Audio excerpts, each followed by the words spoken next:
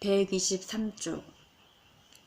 하지만 어떻게 이미 습관이 되고 만 행동이나 깊이 새겨진 성격을 바꿀 수 있습니까?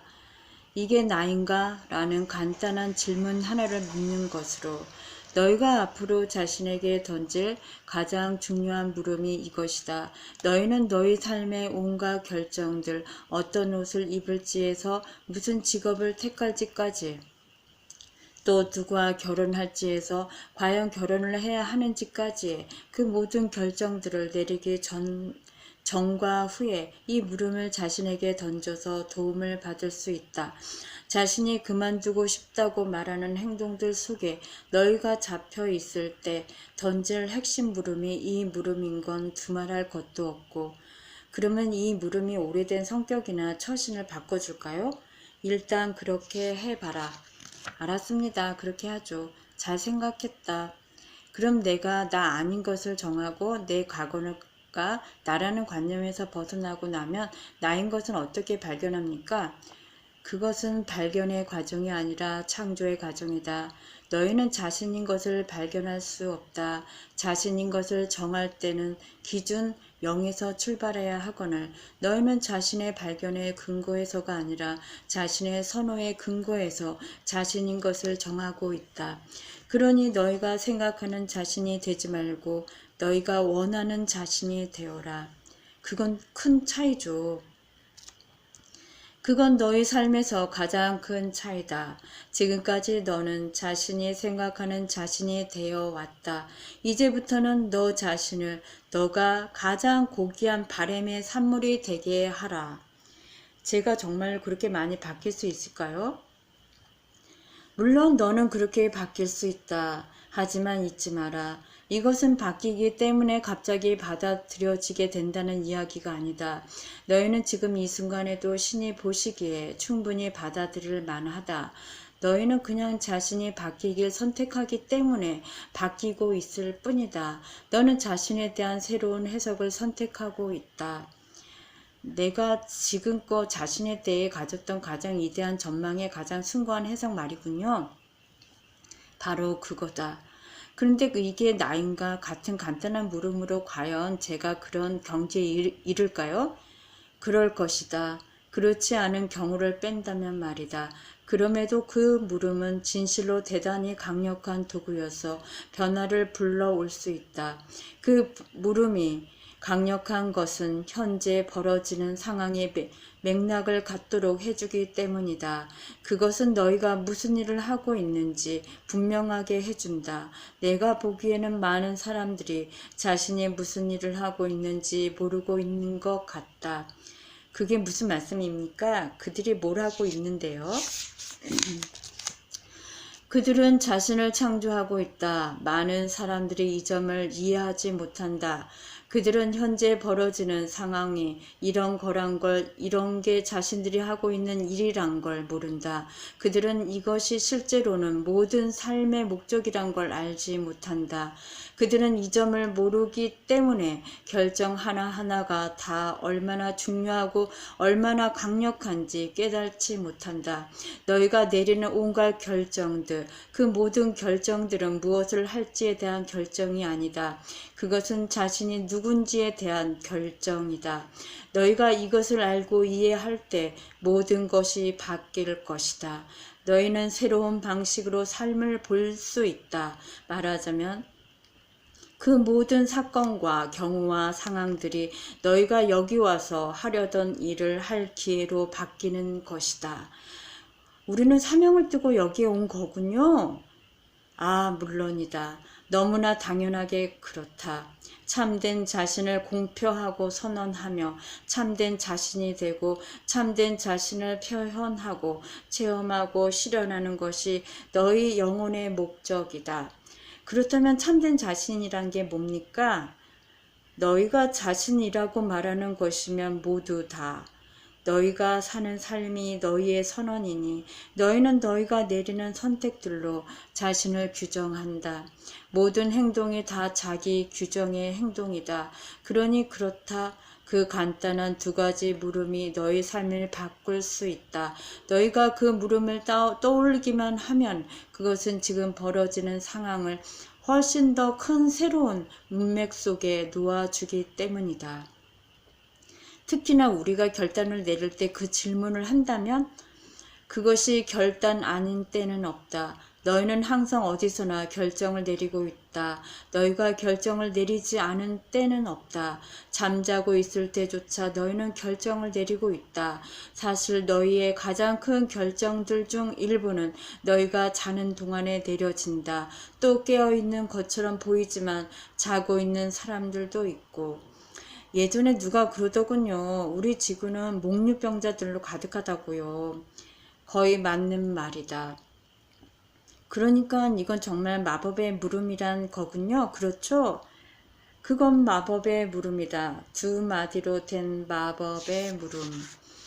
사실 두 가지 마법의 물음이 있다. 그 물음들을 제때에 묻는다면 너희는 상상할 수 있었던 어떤 경우보다 빨리 깨달음에 이를 수 있다.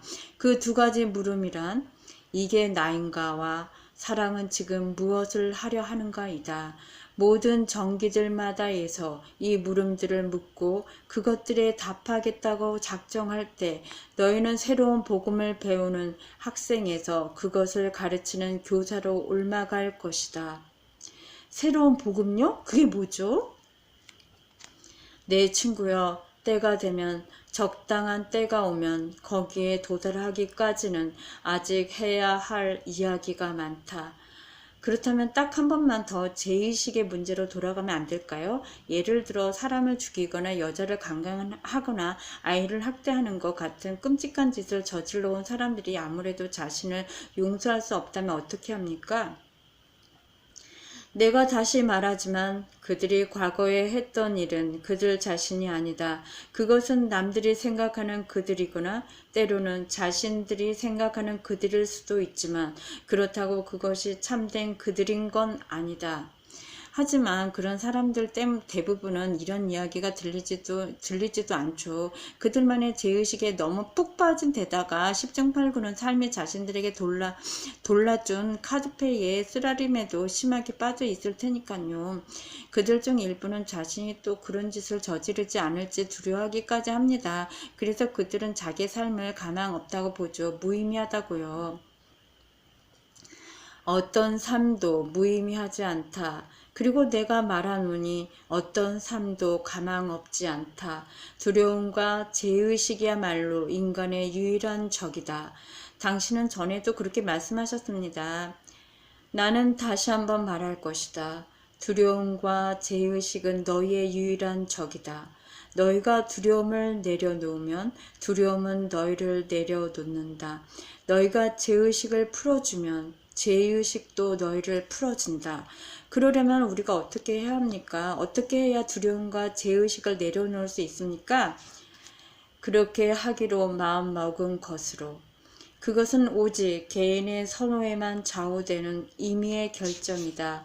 너희는 그냥 자신과 자신이 느끼고 싶어하는 방식을 바꾸기로 마음먹으면 된다. 해리 팔머가 말했던 대로 사람의 마음을 바꾸려면 결심만 있으면 된다.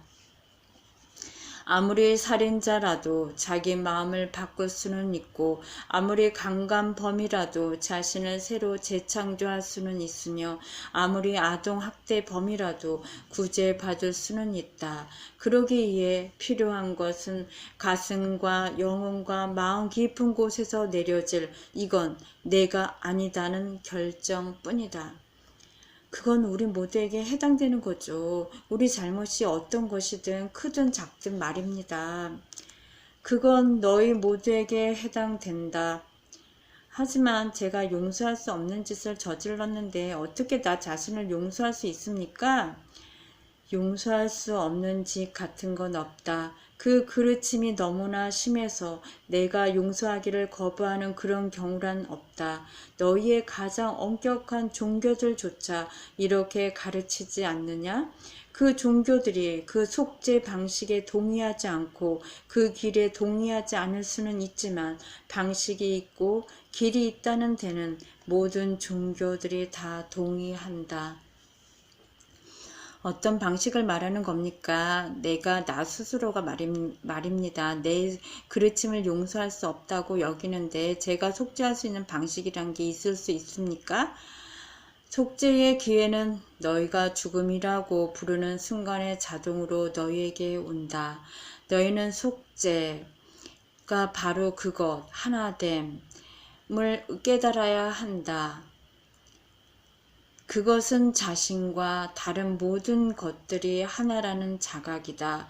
그것은 자신이 나를 포함하여 만물과 하나라는 이해다. 너희는 육신을 떠나는 죽음 직후에 이것을 체험할 것이고 이것을 기억하게 될 것이다. 무릇 모든 영혼은 자신의 하나됨, 속죄를 대단히 흥미로운 방식으로 체험한다. 그들에게는 자신이 이제 막 완료된 삶의 모든 순간들을 다시 한번 밟아가도록 허용되는데 그때 그들은 자신의 관점에서만이 아니라 그 순간에 영향받은 다른 모든 사람들의 관점에서 그것을 다시 체험하게 된다. 말하자면 그들은 모든 생각을 다시 생각하고 모든 말을 다시 말하며 모든 행동을 다시 행하고 자신이 바로 그 다른 사람이기라도 한 것처럼 사실 그들은 그렇다. 그것이 다른 사람들에게 미친 영향을 체험하는 것이다. 그들은 자신이 바로 그 다른 사람임을 알게 된다. 그 순간 우리는 모두 하나다 라는 진술은 더 이상 개념이 아닌 체험이 된다. 그건 살아있는 지옥일 수 있겠네요. 전 당신이 신과 나눈 이야기에서 지옥 같은 건 없다고 말씀하신 걸로 아는데요. 너희 신학에서 만들어낸 시계의 끝없는 고통과 저주의 장소로서 지옥은 없다. 하지만 너희 모두는 자신의 선택과 결정들이 어떤 영향을 미쳤고 어떤 결말과 결과들을 불러왔는지를 체험할 것이다.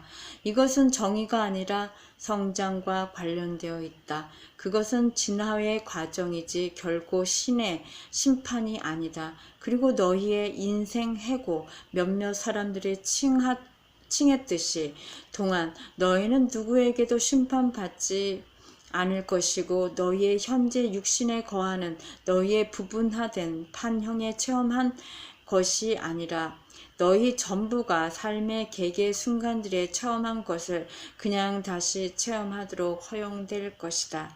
뜨끔하군요. 그래도 여전히 그건 고통스러울 것 같은데요. 그렇지 않다. 너희는 고통이 아니라 자각만을 체험할 것이다. 너희는 개개의 순간들의 전체성과 그것이 지니고 있던 것에 깊이 호흡을 맞출 것이고 그것을 깊이 자각할 것이다. 하지만 이것이 고통스럽지는 않을 것이다. 오히려 깨달음으로 환해질 것이다. 뜨끔이 아니라 아하인가요? 바로 맞췄다.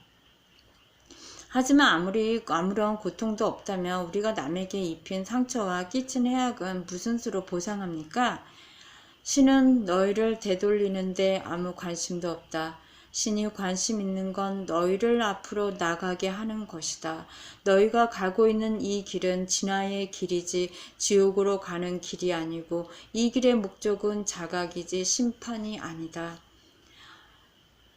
신은 우리를 되돌리는 내 관심이 없겠죠. 신은 우리가 이해하도록 받쳐주기만 원하죠. 그래, 나쁘지 않은 표현이다. 전혀 나쁘지 않다. 제 생각엔 우리가 여기서 마음을 편하게 갖는 게 중요할 것 같습니다. 저도 오랫동안 죄의식에 빠져 지냈지만 죄의식을 영원히 붙들고 있어야 한다고 생각하는 사람들도 있으니까요. 하지만 죄의식과 후회는 같지 않습니다. 내가 어떤 것에 죄의식을 그만 느낀다고 해서 제가 더 이상 그걸 후회하지 않는다는 뜻은 아니죠. 후회는 가르침을 줄 수 있지만 죄의식은 사람을 피폐하기만 합니다. 내 말이 딱 맞다. 내 말이 딱 맞다. 이런 게 잘 말했다는 것이다. 죄의식에서 벗어날 때 당신 표현대로 우리는 삶을 가지고 앞으로 나아갈 수 있습니다. 삶에서 가치 있는 뭔가를 만들어낼 수 있는 거죠. 그러고 나면 우리는 다시 자신과 친구가 될 수 있습니다. 그런 다음에 당신과 친구가 될 수 있고요.